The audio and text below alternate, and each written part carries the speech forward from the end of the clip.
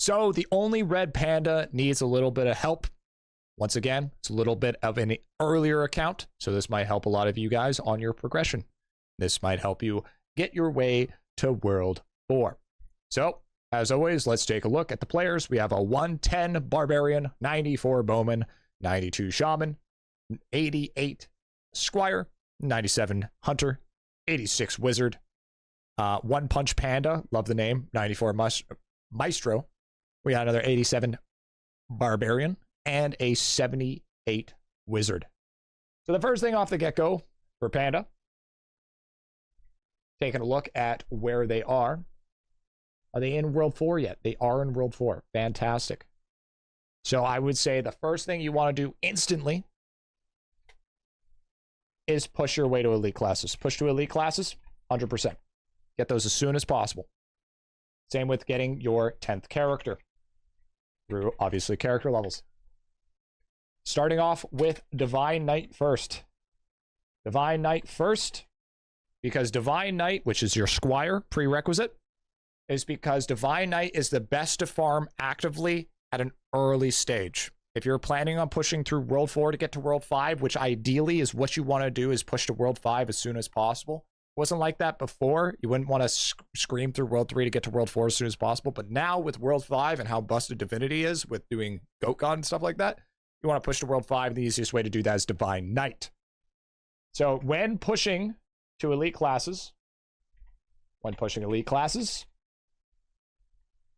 want to run ×2 kills, aka the beautiful Killer Brightside. This is going to make your life 10 times easier. So you want to get all your characters to elite classes as soon as possible. Get your 10th character, and then, you know, obviously Divine Knight first. So taking a look at lab here, how's it looking? Have you done anybody in lab yet? Lab. Nobody has been in lab. Okay. So let's definitely start getting to lab as soon as possible here. 100% you want to get lab as soon as possible. Get them farming lab. Sooner the better.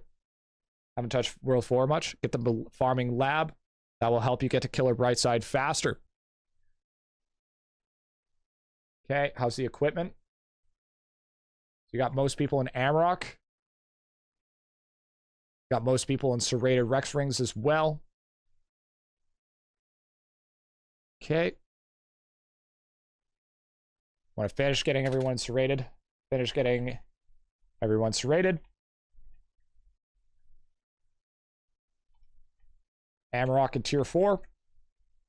That will easily help you push there. Also helps with no bubble left behind to help increase that. Glacial weapons.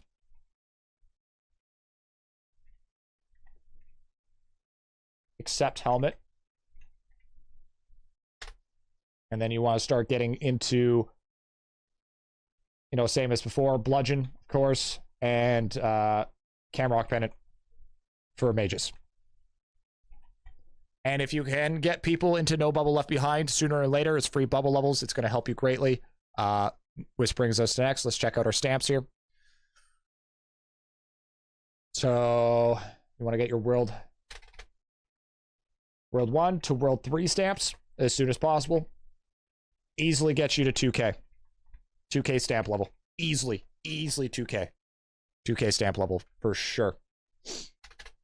And that'll also help with your elemental sorcerer damage. That'll also help you push that. So this is a so this is a classic case, chat. If you guys have ever been a adamant watcher of my stream, you know, and if you watched more than a few IE reviews, you know that this is a certified wolf moment, 100%. So one of the biggest problems with any account that I've noticed while I've been doing IE reviews is Alchemy is always hyper ignored. Now, I promise you, Alchemy is like 90% of the game. So if you don't stay on your Alchemy, you're going to fall behind incredibly fast. So Like I said before, you want to use your shaman with bubble breakthrough talent to increase the chances. Alchemy is a huge one to get. You want to make sure to max this out or get as many as possible as soon as possible. You're not going to be able to push very high with FMJ and Shakracy. So FMJ and Shakracy is one that you want to get instantly. Shakracy to level, I would say level 30 minimum at this point in time, if not 50 for sure. And at least, and then if you can, get all available levels, available bubbles to level 30 minimum, level 30. And these are World 1 to World 3 bubbles. You want to start bringing these all up. Doesn't matter if it's just Mastery, Anvilnomics, it doesn't matter. You want all of them up. Vials. You got some decent vials. I mean, you got quite a bit of level 4 vials, so I mean, keep on unlocking vials. And getting them to 4. 110%. Haven't worked on sigils. Fantastic. Love to see that. You're not quite ready for it, of course. You have been working on your anvil points. That's actually very smart. Okay. That's good. That's good to see. That's fantastic to see. So that means you don't... Okay. Okay, cool. I was going to say get minimum World 1. I mean, you still got some stuff here that you could get. So you could do minimum World 1 anvil points. Start getting that rolling. I mean, you basically have that at this point. You could easily get all of those to just increase speed, expert op, and it'll be super, super good for you. I don't even know why I'm looking at arcade. Next thing I want to look at is dungeons. Okay, so you are okay. Perfect. This is what I love to see. This is amazing thing that you want to see. You're farming out your boosted runs. So you're running your rank 40s. You're trying to max out your Flurbo shop. This is fantastic. You're starting to work on your defense. You're going to get your accuracy next. You have, you're working on weapon power, talent points. All of this is super, super big for you. Excellent. Keep on working on that. You're doing great. Max out Flurbo shop as soon as possible. And I mean, cooking is just going to take a hot minute for you. Let's be honest, cooking is just going to take forever. So I would suggest just to keep on the way that you're going. If you want my honest opinion, hard farm eggs in kitchen. Hard farm eggs in kitchen. Get that cooking speed up. Fly it up there. Screw salad. Screw turkey. You want cooking speed. This will ultimately help you way more. And then once you get to and then try to unlock cabbage as soon as possible. But I try to get all meals, but hard farm all meals. Up to cabbage. 100%. This is going to be big for you. This is going to be absolutely massive. And then obviously you're not in World 5 yet. So we don't even need to check that. How's your worship doing?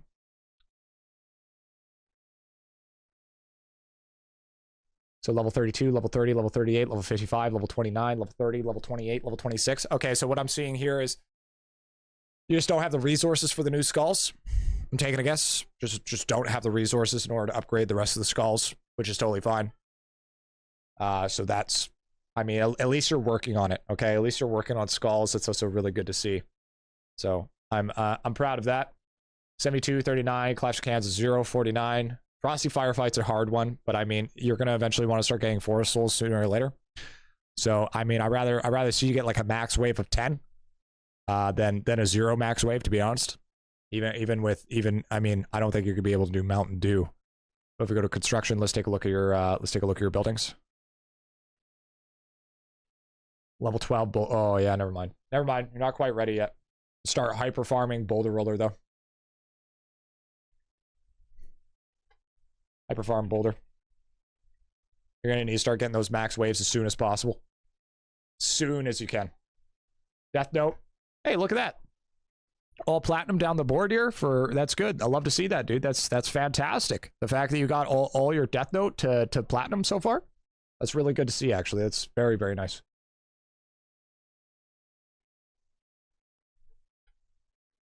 Give your 3D printer lots of love.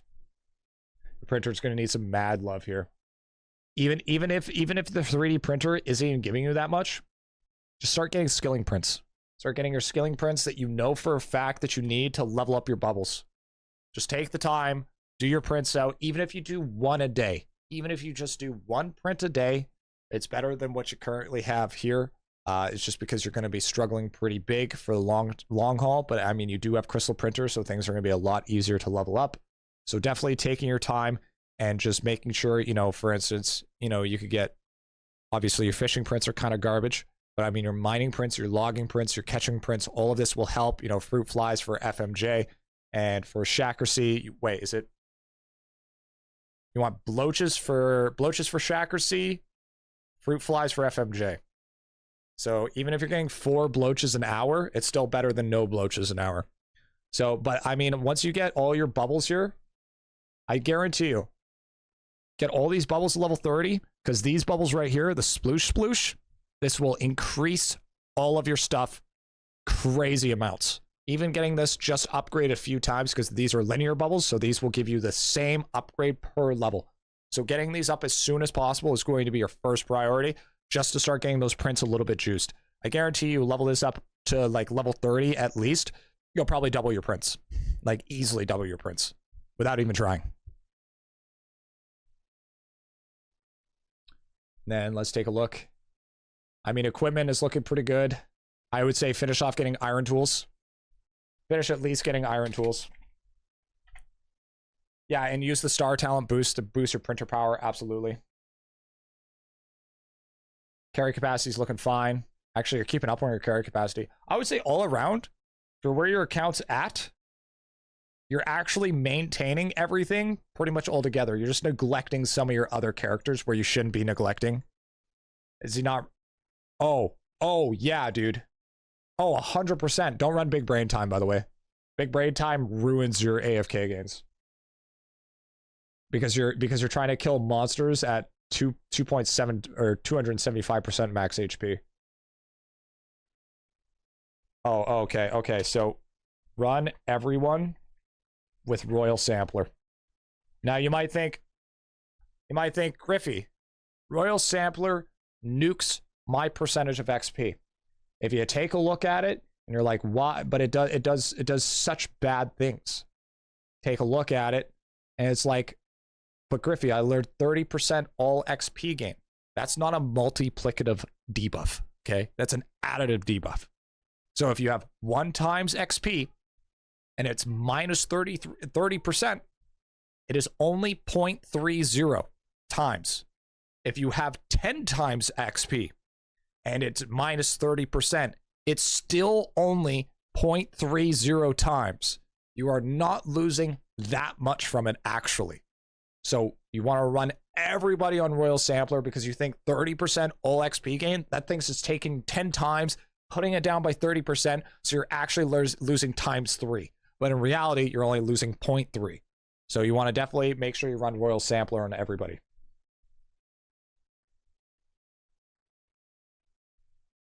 And then, you know, once you start getting like these base stamps up a little bit, this will help you greatly. You know, defense stamps, accuracy stamps, base damage stamps, you know, once you start getting these other stamps unlocked as well.